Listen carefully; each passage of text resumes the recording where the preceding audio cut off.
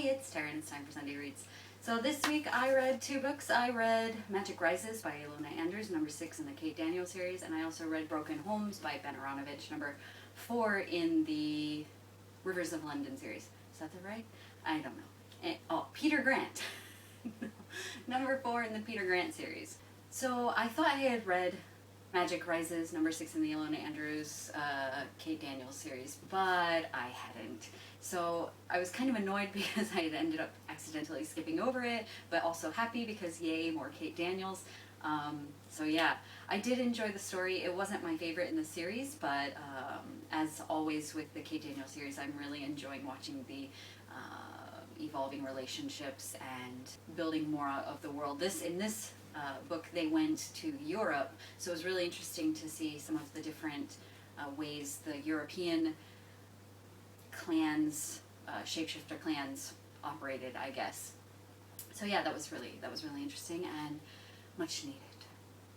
Broken Homes by Ben Aaronovitch was interesting. It felt more like a filler book, like it's putting things in place and setting up some situations and maybe developing the world a little bit more, but there wasn't really that much going on in terms of excitement. There was a definite plot and a specific occurrence happening, but to me it didn't feel like it had the same oomph as the first 3 books did. But I didn't mind it because it had a lot of character development and some interesting new introductions and offshoots and stuff like that. So I also wanted to say that anyone who has read the first few books in the series, or even the first book in the series, knows that Peter Grant, the character, is always sexualizing people, and especially sexualizing women. And it was a little bit much to take, but I am happy to say that he really toned it down in this book, and I hope that that will continue on in the series. I don't know if it really shows that the character is maturing, because the character doesn't really seem to be maturing all that much. But he's still a good character, and I love all of the nerdy references. They're all going strong, and his sense of humor is fantastic.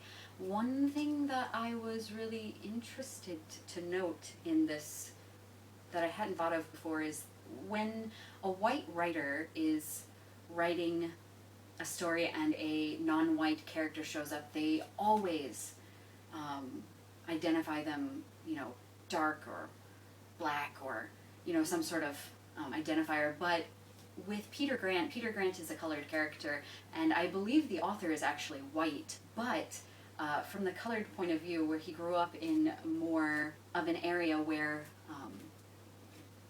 there are fewer whites, I guess. Whenever a white character is introduced, he specifically says, like, an old white man, a middle-aged white woman. But there are very few references to, like, dark or colored or anything, because that's his norm. And I just thought that was really interesting and sort of turning it on its head, and really made me think about identifying characters and people and that sort of thing in stories. So that's something I think I would like to be aware of as I continue to read, just to see that sort of difference in books. So yes, that was good. It was good. If you haven't read the Peter Grant series and you like supernatural and sort of urban fantasies with, I don't know, like ghosts and magic and stuff like that, then I would recommend the series. I'm also still reading The Silent Cry by Kenzaburo Oe, and it's really tough. I don't know why Japanese literature is so depressing. At least Japanese literature that is translated into English. Like, maybe they feel like the real literature should be moving or something like that, and so they just pick the most depressing things. I don't know. This is something I'd like to talk to someone who reads a lot of Japanese literature, preferably a Japanese person who reads a lot of Japanese literature, and just see if there's got to be some, like, happier literature out there. They just don't translate it, I guess, or I don't know where to find it translated, maybe. So anyways, point being, I'm having trouble getting through The Silent Cry. It's super depressing, and there's a lot of metaphors and, like, flowery language, and I'm not feeling it. My goal was to reach 50% this weekend, but I'm only at 26, and we'll see. I would like to finish it by the end of this week, though. I'd also like to start Hot House by Brian Aldiss.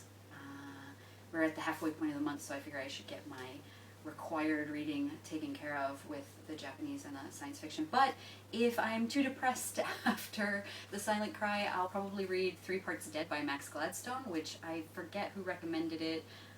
Somebody recommended it and it sounded really interesting, so I picked it up, and I will hopefully get to that this week. If not this week, then next week. So those are my plans. My life, nothing crazy is happening.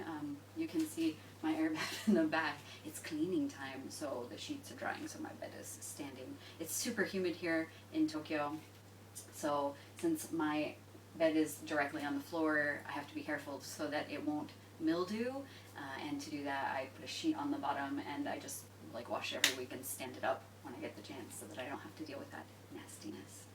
If you have any tips, anybody who's in really humid areas, I will take them.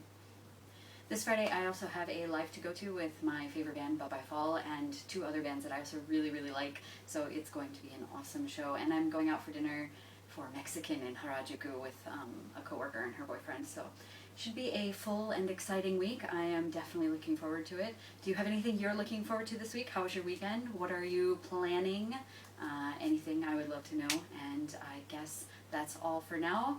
Until next time.